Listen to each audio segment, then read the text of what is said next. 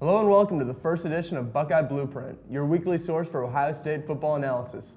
My name is Colin Hassel, and I'm joined by Nick McWilliams, the sports editor for The Lantern, and Jacob Myers, the assistant sports editor for The Lantern. On Saturday, we saw the Buckeyes complete their second rout of the season, beating Tulsa 48-3. But after the prior week's beatdown of Bowling Green, in which seemingly everything went the Scarlet and Gray's way, questions arose. Against Tulsa in the first half, Ohio State really struggled. Defensively, there were quite a few bright spots, though.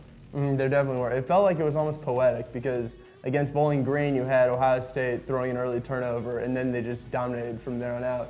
And against Tulsa threw that early interception, and then Ohio State really struggled to get going. They didn't even score an offensive touchdown in the first half. I mean, JT Barrett really struggled. He went 14 for 22 and didn't even throw a passing touchdown. Yeah, he had 149 passing yards. And I mean, at Bowling Green, he set a school record with 7 total touchdowns, accounted for 6 through the air, 1 on the ground. The defense really picked it up for him, and then the offense started to get going later on. But they really started to target Curtis Samuel more in the second quarter, and I think that was a point of emphasis for the offense. And going off of that, the offensive line looked to be providing pretty good protection for JT all afternoon, but it just seemed like there was no open receivers. Yeah, you have to wonder though, since this feels like such an inexperienced offensive line. You have 3 first-year starters, including Michael Jordan, who's the rare true freshman on an elite team in Ohio State, and then you have Pat Elflein, who has switched positions. There's really only Billy Price, who has the exact same job he had last year, and who's really very good at it, and is going to be an NFL player in his position. The other people just they're very talented. They just don't have that experience. Yeah, even Captain Pat Elflein, he's moving over to center, and kind of a new position for him. Seemed to just pick off where he left off at the guard position. Michael Jordan doesn't seem to be losing any slack there either. I really can't pick out just one person on the offensive line.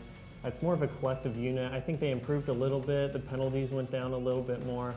They're definitely going to have their biggest test in Oklahoma this week. Yeah, this is where, because you always hear about that offensive line is the most difficult position to transition to in college, and that's really going to be tested here because you've had 2 collegiate games against Bowling Green and Tulsa, but now you're facing the big boys in Oklahoma, and you know that they're coming for you.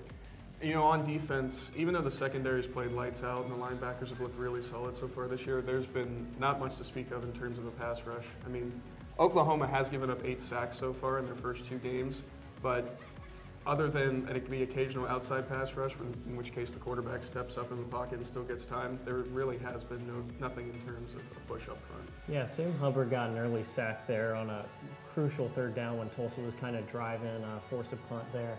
But in the first game, you only had those 2 sacks late in the game when the 2 deep came in. The 2 deep has actually played pretty well. Nick Bosa coming in as a freshman, he's looked pretty solid on defense. But D'Angelo Brewer, the running back for Tulsa, had 160 yards against San Jose State, and then only 50 plus here against Ohio State. So, they're moving in the right direction, but there's definitely more talent to be had down the line against Oklahoma and then in the Big Ten play. Yeah, it's definitely true. It's definitely the case. And when you talk about Nick Bosa, it just reminds me every time that Nick Bosa makes a play, it's super loud because you can hear everyone just seeing Joey Bosa's face and being like, this might be the second coming of him, and everyone wants it to happen. And also, I just want to give out a shout out to Robert Landers because he's really young and he's in that 2 deep at defensive tackle, and he made a few great plays later in the game against Tulsa. Bouncing off of that, the 2 guys who replaced the injured Tracy Sprinkle, Devon Hamilton and Draymond Jones, so far they've had 3 tackles in their fill-in position. And, they've been talked about by many of the veteran presences on the team, but it hasn't seemed like they've put too much of an impact into the game yet. And you have to wonder how that'll be taking place against Oklahoma. Once again, everything comes back to how is this going to go? How is this going to compare against Oklahoma, a team that, even though they're 1-1, you know that they're one of the elite teams in college football this year. And one of the most impressive things about Ohio State is how they've forced so many turnovers. They lead the league with 9 forced. They lead in the entire Division I college football with 9 forced turnovers, and they average 3.5 turnover margin a game, which is tied with Nebraska for the tops in the country through 2 weeks. And this is going to be something I'm going to look for in Oklahoma, and I know Jacob has more on this. Yeah, they're tied with Cincinnati and Nebraska for most interceptions at 7 right now. Malik Hooker and Marshawn Lattimore, Hooker with 3, Lattimore with 2, both had a touchdown this past game. When the offense was really struggling, looked like OSU was going to cruise into halftime without an offensive touchdown, only up 6-3. Hooker comes through, reading the quarterback's eyes, Dane Evans just reading his eyes and picking one off, returning it to the house. Marshawn Lattimore, same thing, in the middle of a rainstorm, 40 seconds to go. So OSU gets 2 very quick touchdowns there. And Luke Fickell had a really interesting comment. He said from 2005 to 2006, one of the things that put them over the edge in the Big Ten championship season of 2006 was the turnover margin. They replaced a lot of starters that year, and just coming in off that defense, really picked up the slack with some turnovers. Last year, for instance, 2015, 12 interceptions for the defense as opposed to 25 in 2014. You know, the offense really started clicking down the stretch that championship season in 2014, but the defensive numbers too were right there, making big plays when you needed them to. Down the stretch, I'm not sure if the defense can do that, but early on, it looks like they're the best unit on this team. You know, you said they're the best unit on this team. I think right now the most disappointing unit on this team could quite possibly be the wide receivers. You know, so far they've been targeted a total of 20 times in the first 2 games. Now everybody else, including tight ends, H-backs, running backs, they've been targeted 32 times. So it's been a lot of dump-off passes that have went for big chunks of yardage for JT Barrett. A lot of those can be credited to Curtis Samuel. He's leading the team in receiving right now. So Coach Meyer talked about this in one of the post-game press conferences, saying that Noah Brown was nearly healthy and nearly to the form that he was last year before he got injured. So, you know, that could be part of it. Brown looked pretty good against Bowling Green, but really not much to speak of against Tulsa. He had an early target in the end zone that they couldn't hook up on. And Corey Smith, who's the most senior member of the wide receiving unit, he has yet to even be targeted this year. So although Smith was kind of expected to be in that position of, you know, I'm going to be the guy, he has yet to really show up in a game and hasn't really played much either. KJ Hill's a young guy who had a really long touchdown reception in the first game, but again, against Tulsa, not too much. So wide receivers are really going to have to step it up a little bit against Oklahoma, because they're a team that does give up a decent amount of pass yards per game. I believe it's 290, a little over that per game. So there's definitely room there to start producing. They touched on Curtis Samuel being a key to the Buckeyes offense this far, and that's really been the case. He's been a dual threat that the Buckeyes have really needed. Against Tulsa, the Buckeyes only had about 40 yards in the first quarter. He only had 1 touch. There's a correlation there. He had 22 touches in the entire game. 4 came in the first half. The Buckeyes didn't score a touchdown in the first half. You can make the correlation between the first half when the Buckeyes couldn't do anything basically, didn't score an offensive touchdown, and the second half when the Buckeyes scored 4 offensive touchdowns. When he's not having a big game, the Buckeyes struggle. And against Oklahoma, he's going to really need to come through for them, because he's been the person that has got the Buckeyes going. And if they want to compete against a really strong Oklahoma defense, he's going to have the game of his life. And now we're joined by Spencer Davis, the sports editor over at the OU Daily. So I just want to start off with this, Spencer. How's the atmosphere going into such a big week over in Norman, Oklahoma? You know, some of the games luster. It was gone after OU lost to Houston in the opening weekend. But you know, they debuted the new stadium last night or on Saturday night against Monroe, and I think some of it's back. I think people are excited again. People were excited that the team played better, and obviously you've got a program like Ohio State coming to town. People are going to be excited about it. But I just want to step back one more week prior, and I know I'm sure you've talked a lot about this. Houston, what really went wrong, and what do you think Ohio State's going to look to exploit that Houston really managed to exploit in Oklahoma in week 1? Well, there's 2 things. One on each side of the ball. Defensively, OU doesn't have another cornerback. They've got Jordan Thomas on one side, who was pretty much ignored by Greg Ward Jr. in the first half. He's one of the best corners in the country. As a junior, he's probably going to have the opportunity to leave early and go into the draft and be a high-round draft pick. But other than that, OU doesn't have another cornerback. Senior Dakota Austin started against Houston. He performed poorly and was replaced by a true freshman in Paris Cobb, who was a late transfer after he initially signed with Baylor. And they've got a few other options. Micaiah Quick is a converted receiver. He's going to see some time there. But really, OU still hasn't found that second cornerback option, and that was something that Houston exploited. Offensively, Baker Mayfield was all over the place. He wouldn't stay in the pocket, and some of that was him trying to do too much, and some of it was him trying to, or some of it was the offensive line struggling against a good front in Houston. But against ULM, Baker Mayfield didn't have a carry. I'm guessing it was for the first time, at least in his Oklahoma career. You know, he always runs around a lot. But he didn't do that against Monroe, and I think that's going to be a key, getting him to stay in the pocket. Still make plays with his legs, but stay in the pocket against Ohio State. Oh, so in Columbus, Ohio, we're sort of in this Ohio State football bubble. What's the outsider perspective of Ohio State coming into this game? Well, obviously you got Urban Meyer, and everyone here knows about Urban Meyer. You have the 2009 national championship game with Tim Tebow. They beat Oklahoma down there. It was, I think at the time, it was the best offense ever that Florida beat.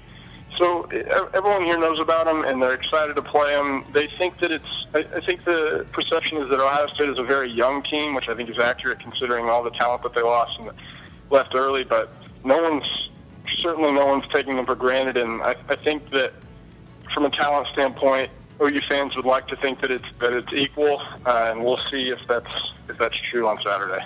One of the interesting things coming into this game is I saw just the betting line, which I always think is just an interesting tidbit. And at the beginning, when it was released, Oklahoma was a 1-point favorite, and now the odds say that Ohio State's about a 2 or 3 point favorite. In Oklahoma, do people see Ohio State coming in here as the favorite that Oklahoma wants to knock off, especially since they're the number 4 team in the country? Or do you think that since it's a home game, Oklahoma feels like this is one that they should get since Ohio State's still young? Well, obviously, I don't think OU's been a home dog since the 90s. I mean, I don't think it's happened in the Stoops era, and if it has, it hasn't happened very often. I think part of Ohio State being the favorite is that OU lost in week 1, and that's also caused some pessimism on the part of OU fans. I think if you polled a lot of them, there's going to be some homers that say, yeah, we still expect OU to win this game, but a lot of them are really going into Saturday with not a whole lot of optimism in terms of coming out with a victory. They absolutely have the talent to do it. Now, will they? I don't think so. I think that OU still has too many leadership issues. We talked about everyone that Ohio State lost, but OU lost all 3 of its big key defensive leaders off of last year's playoff team, and there hasn't been any seniors at least, that have kind of risen to that challenge. And I think we saw that in the Houston game where that was an issue. And I think JT Barrett's just going to be too good. They're going to be able to exploit that second cornerback spot that I talked about. I haven't sat down to pick a score prediction yet, but I think I'm going to end up picking Ohio State. But OU definitely has the talent. If they play well and they execute everything, and the OU coaches put together a good game plan, then I wouldn't surprise me if OU won. Thanks so much for joining us, Spencer. Everyone needs to check out Spencer Davis and OU Daily. Spencer's the sports editor over there. And I'll be in Norman, Oklahoma with you to covering this game. I'm really looking forward to it. That's awesome. I'll look forward to seeing you down there, Colin. Thanks a lot. Thanks so much. Ohio State coach Urban Meyer often has said that he sees similarities between this year's team and the team in 2014 that went on to win the national championship. The one difference that sticks out is the young 2014 team lost an early season game to Virginia Tech. Based on what you've seen so far through 2 games, do you see this game being the first blemish on Ohio State's schedule? Well, Oklahoma doesn't really take the ball away a lot in these first 2 games that we've seen. They only have 2 through the first 2 games. Ohio State is averaging 4.5 a game right now, which is really up near the top of all teams in the country. Oklahoma has had quite a bit of success running the ball. I think so far they've had it's well over 150 yards rushing per game. And Baker Mayfield, who was in the running for the Heisman last year, has looked pretty sharp. I mean, right now he's completing over 70% of his passes. So although the secondary's looked really good so far for Ohio State, they're going to really be put to the test. So I can see it being a very, very competitive game. Yeah, Mayfield is definitely an elite athlete, and their backfield is second to none with Samaje Perine and Joe Mixon there. They've both had 16, 20 carries in the last few games, both accumulating touchdowns. You're going to see a steady dose of them. As we said, the defensive line really has to get pressure. And Tulsa and Bowling Green really ran an up-pace style of offense. They're going to see the same thing in Oklahoma. So they definitely have to be able to plug those holes in the middle. Expect Raekwon McMillan, a junior linebacker, up the middle to try to plug those holes as well. The second line in that linebacker spot has played pretty well for OSU, but this is definitely going to be their biggest task. As far as the offense goes, Last game against Tulsa, they're just 5 of 14 on third down conversions, 11 for 13 against Bowling Green. So they have to get going from the get-go. You can't expect guys like Malik Hooker and Marshawn Lattimore to pick up the slack every game, especially in Oklahoma. It's going to be a hostile environment. You know, Norman loves their college football.